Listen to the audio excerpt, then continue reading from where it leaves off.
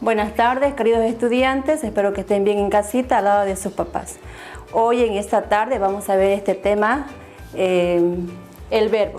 Explicarles que el verbo está dentro de las categorías gramaticales. Dentro de ello encontramos al pronombre, adjetivo, sustantivo, preposiciones, etc. Pero ahora específicamente vamos a ver lo que es el verbo.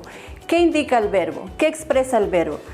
El verbo expresa acción, el verbo expresa sentir en una oración. El verbo también tiene varias estructuras. Dentro de eso está el número, la persona, el modo y el tiempo, ¿ya? Cuando hablamos de número, nos referimos, por ejemplo, yo, tú, él, singular, porque solamente hablamos de una persona. Por ejemplo, yo paseo en la calle, tú comes helado, él juega mucho. O sea, hablamos de una persona y está en singular. Nosotros, ustedes, ellos están en plural porque ya no, la acción ya no la realiza una persona, sino que varias. Por ejemplo, nosotros estamos castigados en casa. Ustedes sí podrán ir a jugar en la noche al parque. Ellos no salen sin barbijo, ¿no? Ejemplo, ¿ya?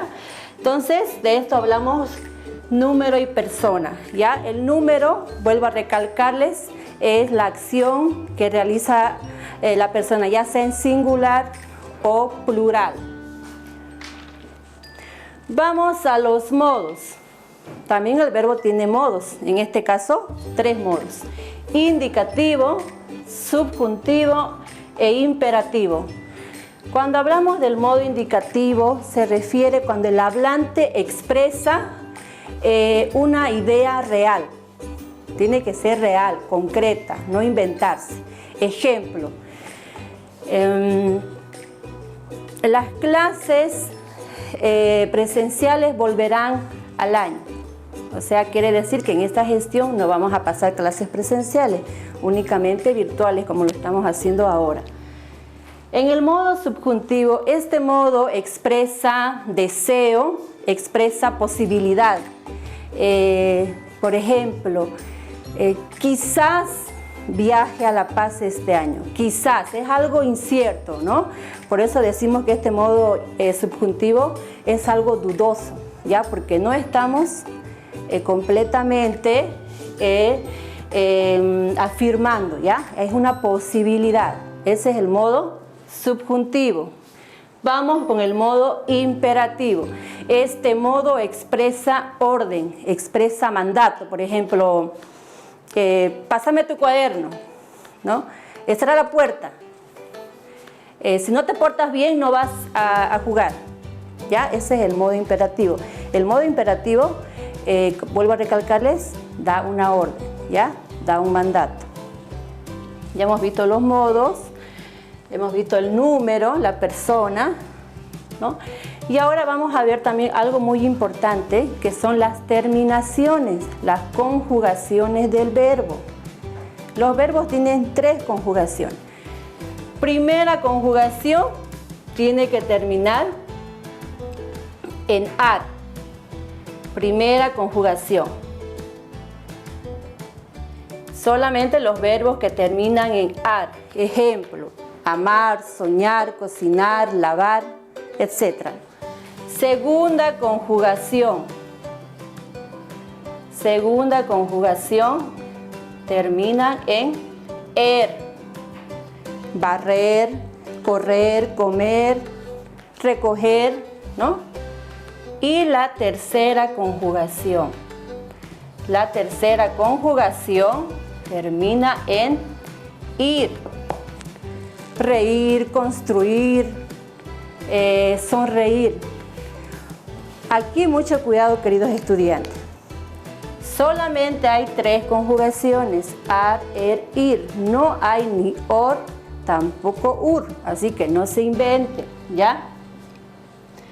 Por ejemplo, cuando yo digo primera conjugación termina en ar, pero tampoco es cualquier palabra que va a terminar en ar, es un verbo. Por ejemplo, manjar, termina en ar, pero ¿cómo me voy a dar cuenta yo si esta palabra realmente es un verbo? Voy a conjugar con las personas gramaticales. Por ejemplo, yo manjar, tú manjar, el manjar, o sea, no tiene sentido. Esta palabra no es un verbo. Pero ¿qué pasa si yo elijo otro verbo? Jugar, yo juego, tú juegas, él juega. Ahora sí es un verbo porque sí se puede conjugar con las personas gramaticales. Aquí tenemos que tener mucho cuidado. No porque termina una palabra en ar, es un verbo. No, si se puede conjugar, sí. Si no, hay que descartar esa palabra. Y así tenemos, por ejemplo, mar, ¿no? No puedes decir yo mar. Altar, tampoco se puede conjugar. Termina en ar, sí, pero no se puede conjugar. Otra palabra también, mártir, termina en ir, pero tampoco la podemos conjugar. Yo mártir, tú mártir, el mártir no hay coherencia, no hay significado. Entonces, las descartamos estas palabras. Carácter, termina en er, pero ¿cómo vamos a poder conjugar? Y eso a veces cometemos el error, ¿no es cierto? Buscamos palabras que terminan en ar, es un verbo, y las anotamos y estamos anotando palabras que no son verbos también. Entonces, ustedes tienen que darse cuenta. Si se puede conjugar, por ejemplo, el verbo correr. Yo corro, tú corres. Es un verbo, lo anoto. ¿Ya? Y así se van a dar cuenta ustedes para no cometer el error. Y van a poder encontrar fácilmente los verbos en una oración. Que a veces les cuesta a algunos encontrar la oración. El verbo en la oración. Muy bien. Otro papel fundamental que juega el verbo en la oración es que también es el núcleo del predicado. Verbo o núcleo del predicado es lo mismo, no se confundan. Si yo les digo, subrayen el verbo en la oración o subrayen el núcleo del predicado en la oración, estoy hablando de la misma cosa. En realidad, subrayen el verbo. Núcleo del predicado y verbo es lo mismo, ¿ya? Para que ustedes no se olviden y lo tomen en cuenta. Otro aspecto importante, cuando los verbos terminan en ar, er, ir, están en infinitivo. ¿Y qué quiere decir eso? Que no está conjugado. ¿Ya? Te voy a dar un ejemplo. A ver, Camila corrió ayer. Corrió. ¿Cuál es el verbo? Corrió. Ahora sí está conjugado en tiempo pasado o pretérito, pero pertenece al verbo infinitivo porque termina en er, correr. Pero al decir Camila corrió, eso ya se conjugó, ya no es infinitivo, ¿no es cierto? Porque vamos a decir que el verbo infinitivo es la raíz del verbo, ¿ya? También tienen que tomar en cuenta eso. También encontramos los modos, ¿no? Los tiempos, presente, pretérito o pasado, es lo mismo. Antes se manejaba, ¿no? Tiempo presente, ahora también lo podemos decir tiempo pretérito. Pretérito pasado es lo mismo. Y futuro, ¿ya? No olvidemos también las tildes. En un futuro siempre van a ir las tildes. Saltaré, por ejemplo, acá el verbo saltar. Yo salto, yo salté, yo saltaré. Es importante que pongan las tildes, porque imagínense si no tuviera tildes sería yo saltare, tú saltaras. O sea, la tilde le da más énfasis a la palabra, ¿no es cierto? Entonces por eso no tienen que olvidarse en colocar las tildes cuando vayan a conjugar. Ahora vamos a ver los morfemas y la raíz de un verbo, que es muy importante también. Por ejemplo, el verbo cocinar. El verbo cocinar. En este verbo, mi raíz solamente sería hasta cocin. ¿Por qué? Esta es la raíz del verbo. Porque yo voy a sacar sus morfemas. O sea, las voy a conjugar de diferente manera. Yo cociné, él cocinaba, nosotros cocinábamos, fíjense, ¿no es cierto? Y él cocinó, ya. Entonces, mi raíz es hasta ahí, hasta cocin. No se puede, no podemos nosotros poner todo el verbo, escribirlo todo completo, ¿ya? Por lo tanto, este verbo es un verbo regular. ¿Por qué? Porque su raíz se mantiene, no se está modificando. Verbo regular. Otro ejemplo que les voy a dar también es el otro verbo, comer, ¿no? A ver, ¿hasta dónde es mi raíz ahí? Hasta com, ¿no? Porque yo lo puedo sacar mis desinencias o morfemas, ¿no? Nosotros comemos, ellos comen, tú comes. Entonces, la raíz, y esto es el morfema, ¿ya? O desinencia, como lo conocen, lo pueden decir morfema o desinencia. Verbos regulares, porque mi raíz se está manteniendo, no se está modificando. Ahora, ¿cuándo es un verbo irregular? Un verbo irregular es cuando la raíz ya no se mantiene. Automáticamente va a cambiar cuando se conjuga. Por ejemplo, un verbo irregular.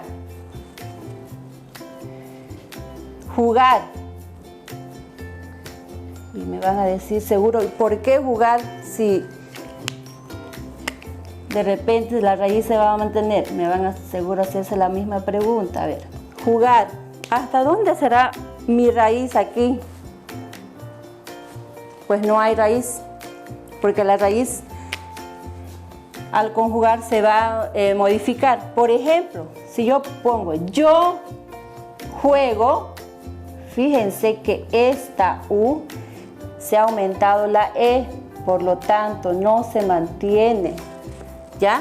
Yo juego, tú juegas, él juega, automáticamente ya el verbo infinitivo que terminaba en A se ha modificado. Entonces es un verbo irregular. Y los verbos irregulares, su raíz se modifica, ¿ya? Mientras, ¿qué pasa? Con el verbo regular, la raíz permanece. Y de ahí podemos sacar muchas desinencias, ¿no? Podemos conjugar en diferentes tiempos. Para su aclaración, entonces, los verbos irregulares, la raíz no permanece. Bueno, vamos a continuar ahora con algunos ejemplos, ¿ya? Vamos a reconocer los verbos en estas oraciones, ¿ya? Cada uno barrerá su cuarto. ¿Dónde creen que esté el verbo? A ver, lo voy a subrayar, ¿no? Barrerá. ¿Por qué? Porque es la acción que se está realizando. No olvidemos que el verbo es la acción en una oración, lo que hace el sujeto, ¿ya? Don Lucio escucha música clásica. ¿Qué hace Lucio? Escucha, ¿no? Esa es la acción que está realizando. Carlita comió una pera. ¿Qué comió Carlita? ¿Qué hizo Carlita? Comió una pera. Ahí está mi verbo. Doña Lidia vende comida. ¿Qué hace Doña Lidia? Vende comida.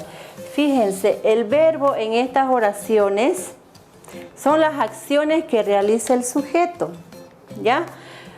Lo conocemos, les he dicho, pueden poner verbo o también núcleo del predicado, así no se van a confundir. Núcleo del predicado, que con ambas palabras lo pueden encerrar. Algunos dicen encierren el verbo, otros encuentren el núcleo del predicado en la oración. Ya les he dicho que es lo mismo, ¿ya? Entonces, verbo o núcleo del predicado, ¿ya? Bueno, En estos verbos, por ejemplo, cuando conjugan, ustedes cuando hacen una conjugación de cualquier verbo que de los miles de verbos que hay, no olviden también que ya el ustedes es sustituido por el vosotros. Como segunda persona en plural no van a poner vosotros ya, porque no estamos ya tal vez en España, sobre todo esto ya es más a nuestra lengua, ¿no? A nuestro contexto. Entonces, y algunos se preguntan, ¿por qué no ustedes y ellos tienen la misma conjugación? Si ustedes se fijan, yo salto, tú saltas, él salta, nosotros saltamos, ustedes saltan y ellos saltan. No se hagan problema, que está correcta la conjugación, ¿ya? Entonces ustedes tienen que nomás trabajar, ¿ya? En pretérito pasado, también se conocía como tiempo presente, pasado y futuro, ¿no? Ahora lo podemos ocupar presente, pretérito, que también es pasado y futuro, ¿ya? Y en este tiempo también no se olviden las tildes, porque si no ponemos las tildes va a sonar diferente la palabra, ¿ya? Y futuro, en la mayoría de las palabras llevan tilde cuando ustedes conjugan, ya sea un verbo regular o un verbo irregular, ¿ya? Aquí hay otro ejemplo, ¿no? Verbo correr. Ustedes corren, ellos corren. También se va repitiendo la misma conjugación. Un poquito aquí aclararles en los modos verbales, ¿ya? En el modo indicativo, les he dicho que este modo tiene que ser, el hablante expresa algo real, no nos podemos inventar, ¿ya? Algo real. El virus ha matado a mucha gente, ¿ya? Estoy hablando de algo que es cierto, ¿no? No me lo estoy inventando. En este modo subjuntivo, y aquí hay un poco de duda, ¿no? Hay alguna posibilidad. No estamos hablando al 100% confiable, es algo dudoso, ¿ya? Por ejemplo, posiblemente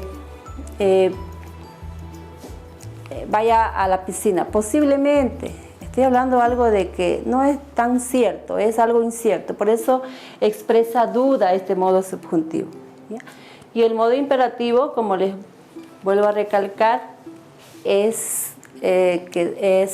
expresa orden, ¿no? Expresa mandato. Por ejemplo, escribe bien, ¿no? Siéntate o te saco de mi clase, ¿no? Es un ejemplo del modo imperativo. Agregarles más que el verbo, vuelvo a recalcarles, expresa también sentir, expresa acción, ¿ya? No olvidemos que tiene variaciones, tiene modos, tiene tiempo, tiene número, tiene persona, ¿ya? También podemos ver que el verbo es parte de la categoría gramatical, está dentro de las categorías gramaticales. Entonces, por lo tanto, pertenece a las categorías, ¿ya? Y estamos, pero ahora en esta clase, enfocándonos y hablando más a profundidad de este tema. Y luego ya veremos, pues, el pronombre, el sustantivo, el adjetivo, etc.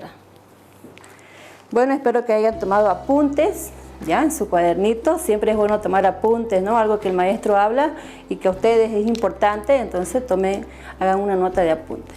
Nos vemos en la próxima clase, queridos estudiantes, con otro bonito tema.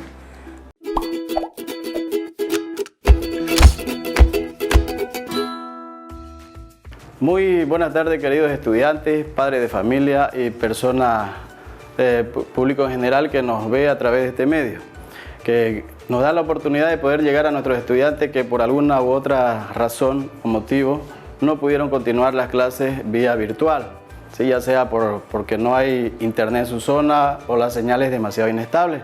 Entonces tenemos esta oportunidad de poder llegar a ellos a través de este medio, ya continuando con las clases de alguna manera, para que el alumno siga aprendiendo en la casita. ¿Listo? Con eso, quien les habla es el profesor José Alberto Dávalos Guerrero y vamos a trabajar con el curso de tercero de secundaria, ¿ya? El tema que vamos a tratar hoy va a ser factorización o descomposición factorial. Para eso vamos a entender la palabra lo que es qué sé yo, descomposición es descomponer algo, ¿no es cierto? En factores o en grupos también, ¿ya?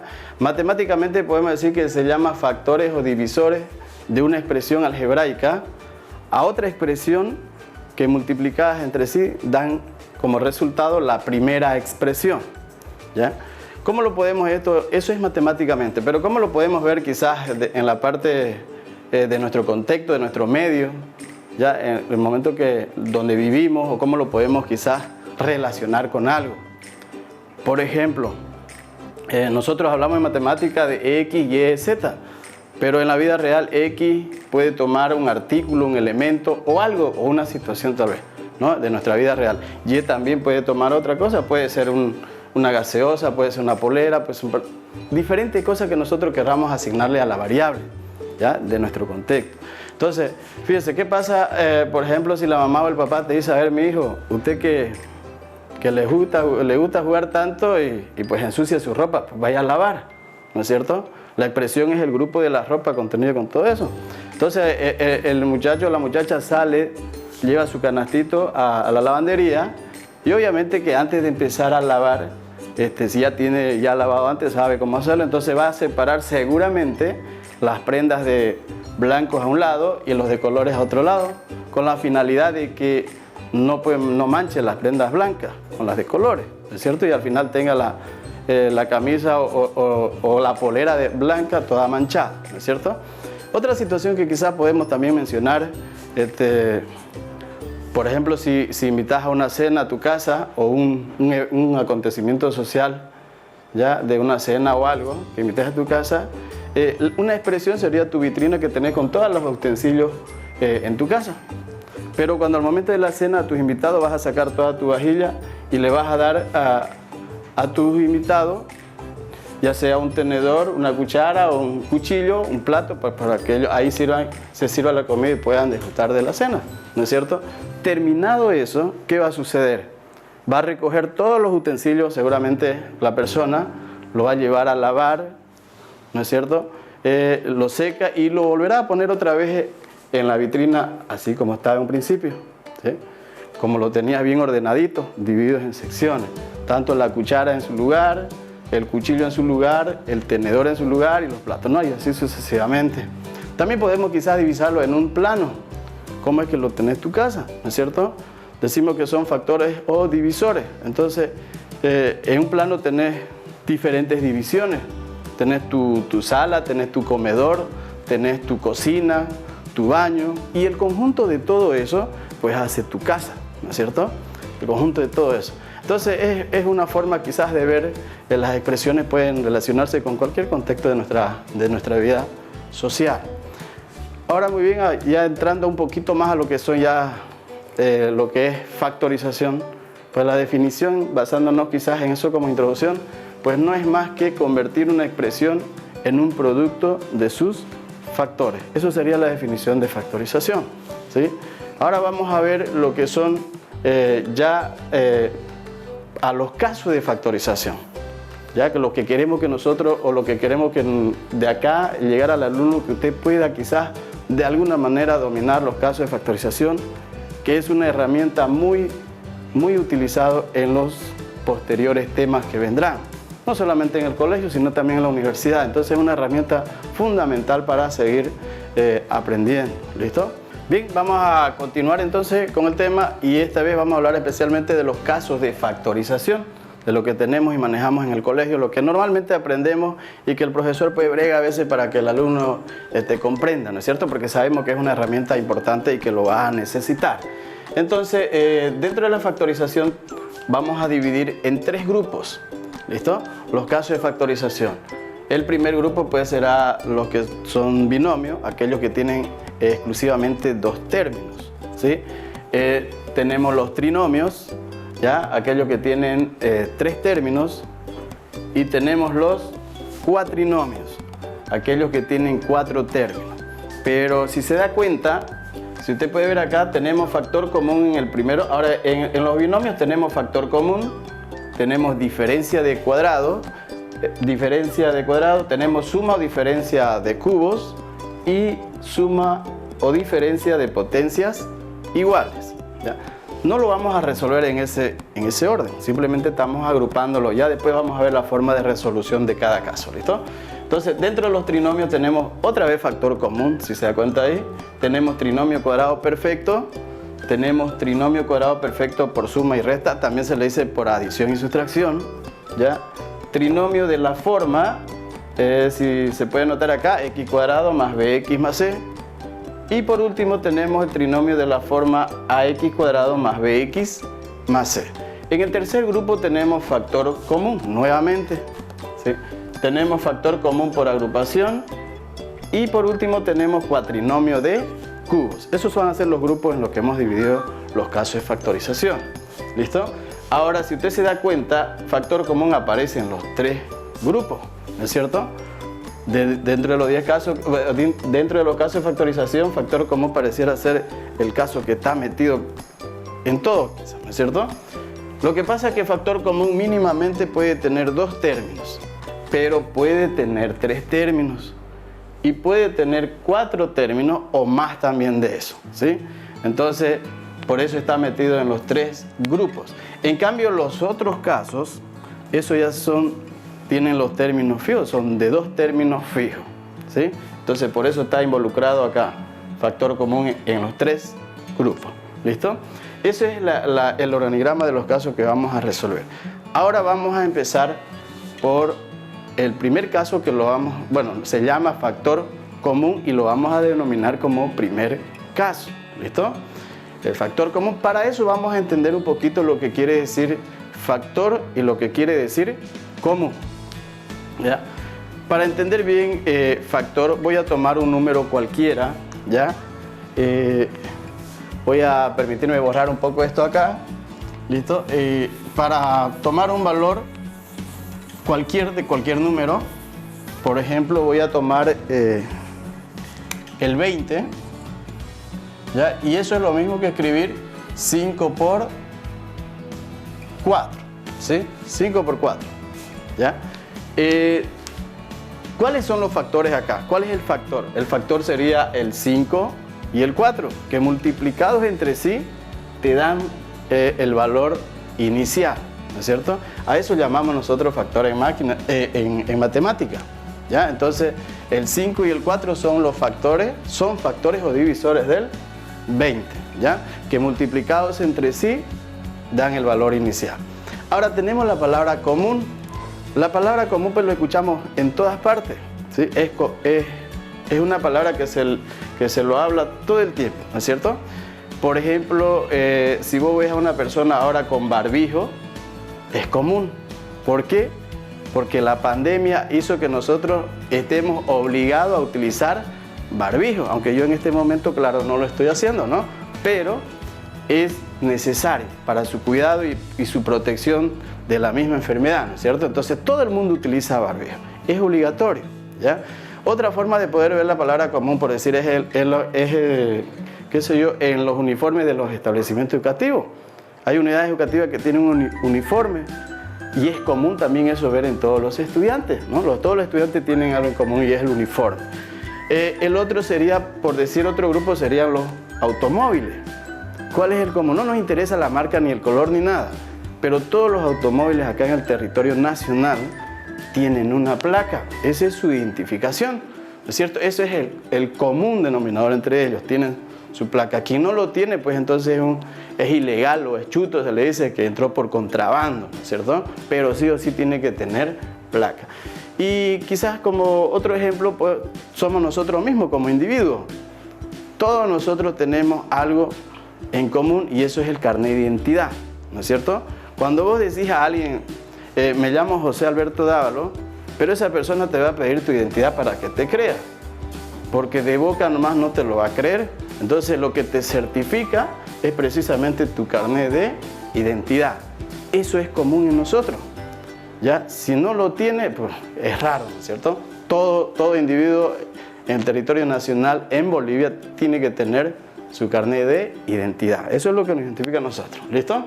Entonces, una vez mostrado algunos ejemplos de lo que es el factor y la palabra común, entonces vamos a entrar a la resolución de ejercicios, ¿sí?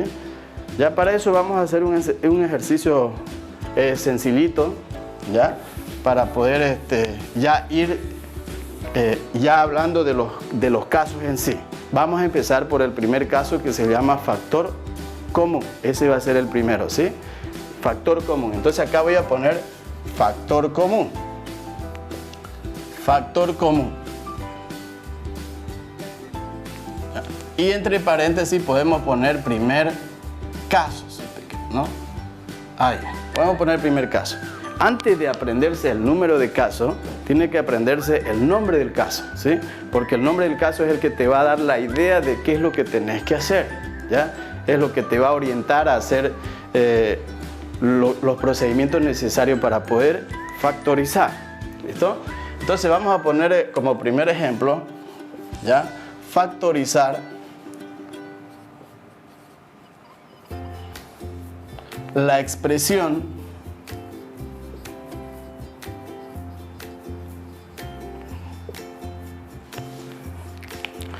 y voy a poner acá una expresión sencillita, como esta, por ejemplo, 15x cuadrado más 20x. Esa es la expresión que nos piden factorizar, ¿listo? Entonces, lo primero que tenéis que hacer, mi querido estudiante, cuando usted se vea con un ejercicio, ya tiene que observar. Primero que nada, antes que usted agarre su lapicerito y empiece a resolver, primero tiene que observar, ¿sí? Como estamos en el primer caso, entonces ya dijimos que era la palabra. Tengo que ver qué hay en común en mis términos, ¿no es cierto? Ahora, esta expresión puede tener en común tal vez número, tal vez solamente número, o tal vez solamente la variable, o tal vez puede ser ambas, ¿no es cierto? ¿Ya? Entonces, y si que no tuviera nada en común, pues simplemente no se puede factorizar por el primer caso, ¿listo? Entonces tiene que tener algo en común. De la parte numérica, para eso yo te voy a pedir que repases un poquito lo que son factor común, descomposición de factores, ¿cierto? Descomposición de dos o más números en sus factores primos. Eso te recomiendo que repases para la siguiente clase o bien a partir de hoy para adelante, ¿listo? Entonces fíjense, vamos a descomponer lo que es el 15 acá, ¿ya? El 15 lo voy a descomponer así, como entre 3 y tenemos así, ¿no es cierto? Descomponemos, buscamos un número que divida el 15, pues nos sale 3. Siempre se empieza quizás a descomponer por el número 2, pero si la cantidad no se puede por 2, entonces subimos al siguiente número primo, que es 3, y vamos haciendo la descomposición en sus factores primos. Lo mismo vamos a hacer con el 20. ¿Listo? El 20 también vamos a descomponer en sus factores primos. Obviamente, y nos preguntamos, ¿el 20 se puede dividir entre 2? Sí, se puede dividir entre 2. Entonces coloco 2, o bien a veces dice la mitad de 20, 10 y la mitad entre 2, ¿no es cierto? Como una simplificación. ¿Se puede seguir dividiendo entre 2?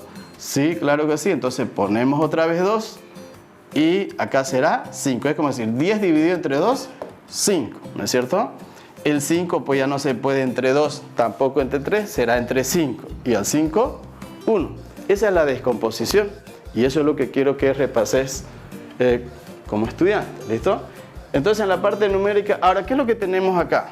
Si te das cuenta, el 15 yo lo puedo expresar de esta manera, ¿sí? 15 es igual a 3 por 5. Y el 20 pues va a ser igual a 2 por 2 y por 5, o bien también 2 al cuadrado por 5, ¿no es cierto? Entonces ya tenemos acá. Ahora, ¿qué es lo que vemos acá en esto? Fíjense, ¿qué es lo que se repite en ambas cantidades?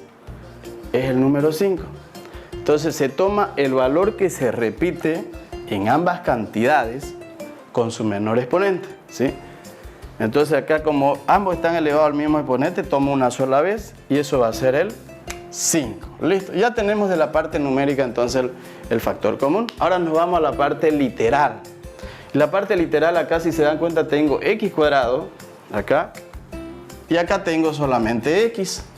Entonces el común es x en la parte literal. Voy a tomar la letra que se repite en ambos términos, pero con su menor exponente. Eso será X, ahí, ¿cierto? Una vez que ya tengo el factor común, entonces todo lo demás va a quedar en un paréntesis, ¿listo? Así, va a quedar en un paréntesis. ¿Qué es lo que voy a hacer en ese paréntesis? Fíjese, voy a tomar el primer término de acá, que está con 15x², y lo voy a dividir entre el factor común, ¿ya? Eso es por medio de la división. 5x. ¿Qué signo viene? Más. Voy a poner acá y hago lo mismo. Copio el segundo término que es 20x y lo voy a dividir entre el factor común que es 5x. 5x, ¿no es cierto? Y esto, si te das cuenta, es una división, puedes simplificar también, ¿no? Entonces luego tendremos ya casi el resultado final. Bajamos el factor común y ponemos el resultado acá. Si te das cuenta, podemos simplificar o podemos dividir también, ¿no? 15 dividido entre 5 va a ser 3. Esa x al cuadrado con esta x se van. Entonces acá ponemos x. Ahí estoy utilizando por si acaso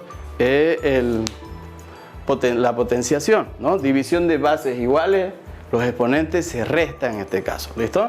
También es para que puedas repasar. Acá lo mismo, 20 entre 5, puedo simplificar si quiere ahí. Acá es 1 y acá va a ser 4, ¿no es cierto? Y va a quedar 4. Acá x, si te das cuenta, tenemos x y tenemos x abajo. Cuando en el numerador y en el denominador tenemos lo mismo, pues se simplifican, ¿no es cierto? Se eliminan acá, ¿sí? Al final entonces va a quedar simplemente 4. Y ahí terminaría la factorización.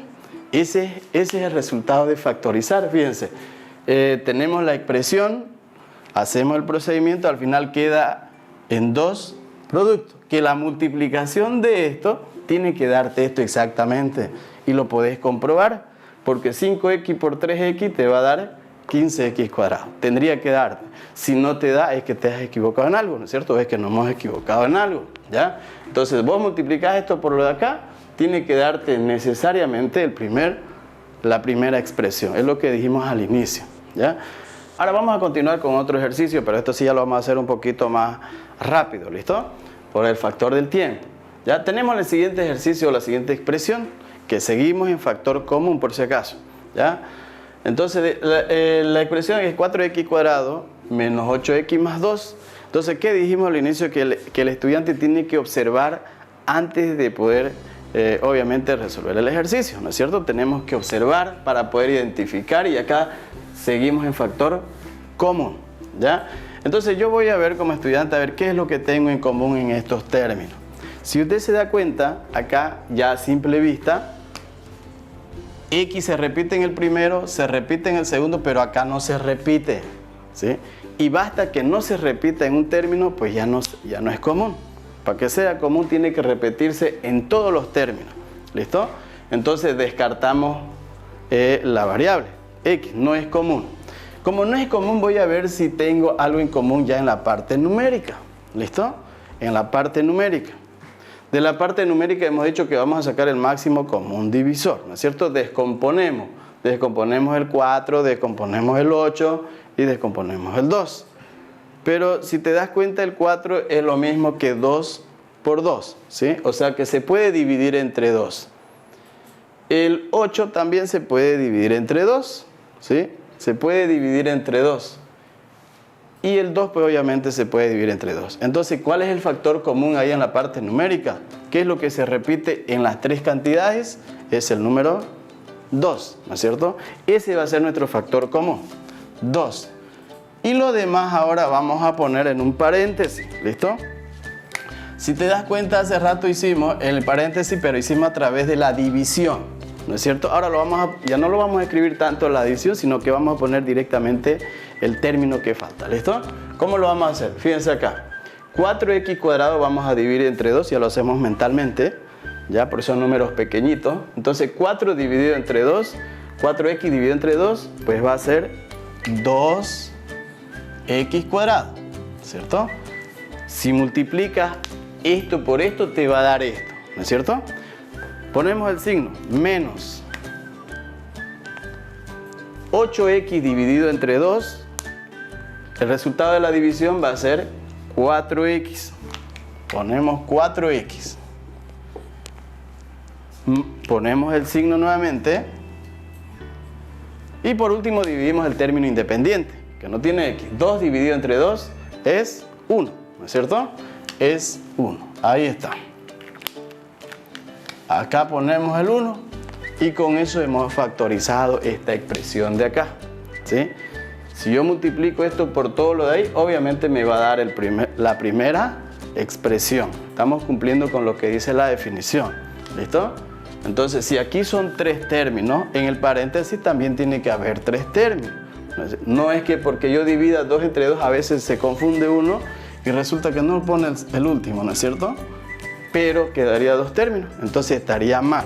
Si aquí está factorizando 3 términos, aquí también necesariamente tiene que haber los 3 términos. ¿De acuerdo? Entonces volvemos a poner lo que corresponde. Más 2.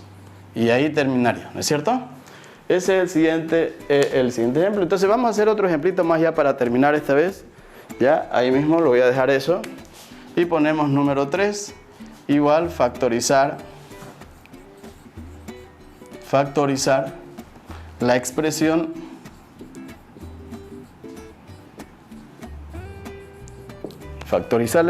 y voy a escribir que va a ser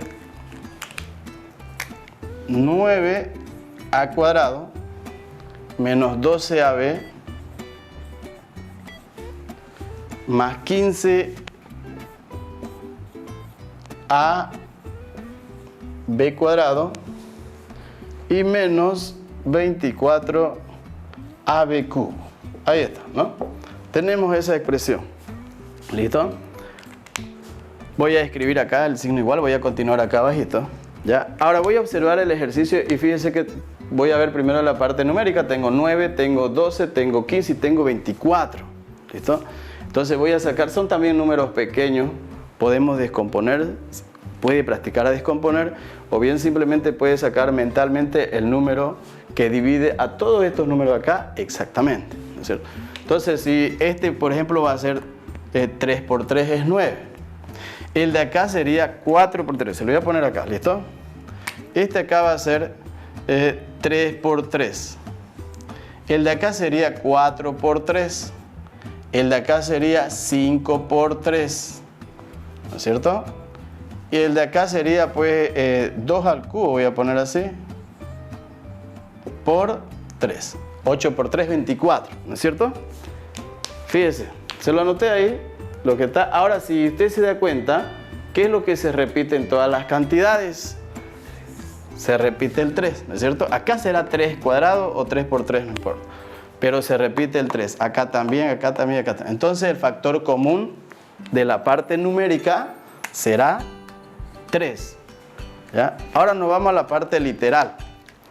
Fíjense que tenemos dos variables, ¿no? Tenemos A y tenemos B por acá. Pero si yo me doy cuenta acá, B no se repite acá, ¿no es cierto? Podrá estar en todos los términos acá, pero basta que no se repita en uno, vuelvo a repetirte, no es factor común, ¿sí? Para que sea factor común tiene que estar en todos los términos, ¿listo? Entonces descartamos la letra B, ¿por qué? Porque no es común. El único común que nos queda entonces, fíjense que aquí tengo A, tengo A, tengo A y tengo A, ¿no es cierto? Ese es el único. Entonces, de todas las letras que tengo A, ahí tengo que buscar la que tiene menor exponente. En este caso acá tengo A cuadrado y aquí tengo A, por lo tanto tomo la letra A. Y todo lo demás, vuelvo a decirte, se va a quedar en un paréntesis. ¿Listo? Dividamos ahora. 9 dividido entre 3 va a ser 3. A cuadrado entre A va a ser A. Ahí está. Si multiplicas esto por esto, tiene que darte eso, ¿no es cierto? Menos 12 dividido entre 3 va a ser 4. A dividido entre A se van porque tienen el mismo exponente y me va a quedar B.